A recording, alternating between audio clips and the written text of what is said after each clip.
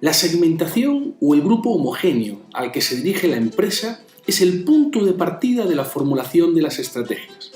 Entender quién es el cliente, qué necesita, qué valora o dónde está es fundamental para focalizar los recursos de la organización en lo que verdaderamente es importante. El trabajo de segmentación ayuda a la organización a entender en qué grupo de clientes debe enfocar sus recursos. Para esto, el segmento debe ser medible, lo suficientemente grande y rentable para que la empresa, además de atenderlo, pueda beneficiarse del mismo. De la misma manera, dicho segmento debe ser claramente accesible, o sea, la organización debe ser capaz de llegar a él y debe tener las capacidades para atenderlo. Existen infinitas variables de segmentación.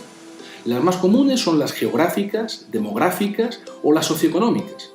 Es muy sencillo dividir a la población por género, edad, por ubicación o por ingresos. Además, es fácil de medir y normalmente esta información no le cuesta dinero a las empresas y está al alcance de todos. Es más, los canales de televisión, los periódicos, las radios o las revistas, entre otros medios, normalmente utilizan este tipo de información para hacer su trabajo de segmentación y para vender sus espacios publicitarios.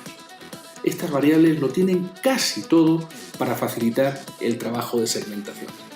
Además de las variables demográficas, o sea, lo que son los clientes, las geográficas, o dónde están, y las socioeconómicas, lo que teóricamente pueden adquirir, hay otras variables que tienen que ver con lo que quieren o pueden hacer. Se trata de las variables psicológicas y de conducta. El prestigio, la emoción, la seguridad o la aceptación son variables psicológicas que describen a determinados grupos de personas.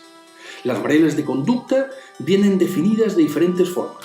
La tasa de uso, la fidelidad, el grado de sensibilidad al precio, a las promociones o la publicidad, la ocasión de compra, los usuarios anteriores, los que compraron una sola vez, los ligeros, los promedios o los usuarios fuertes son ejemplos de variables de segmentación basadas en la conducta.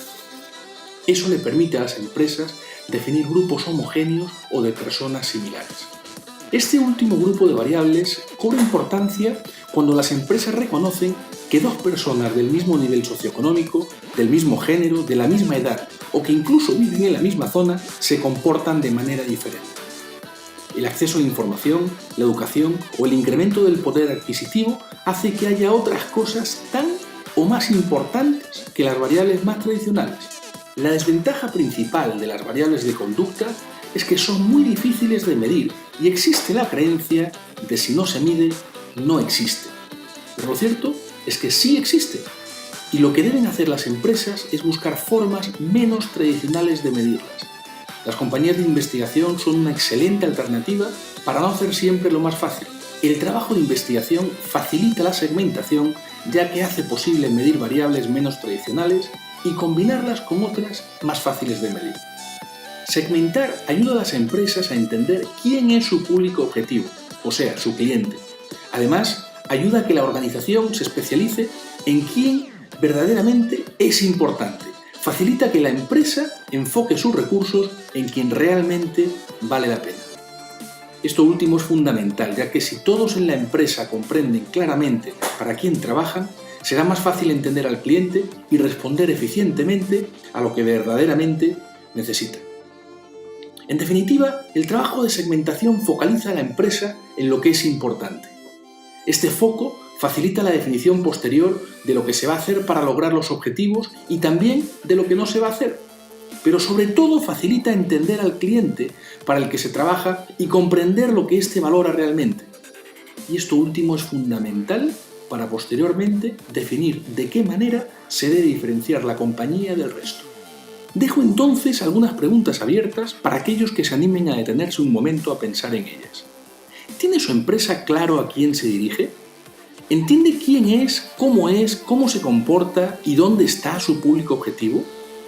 ¿Su compañía tiene las capacidades adecuadas para entender el segmento al que se dirige? Los invito a pensar sobre ello.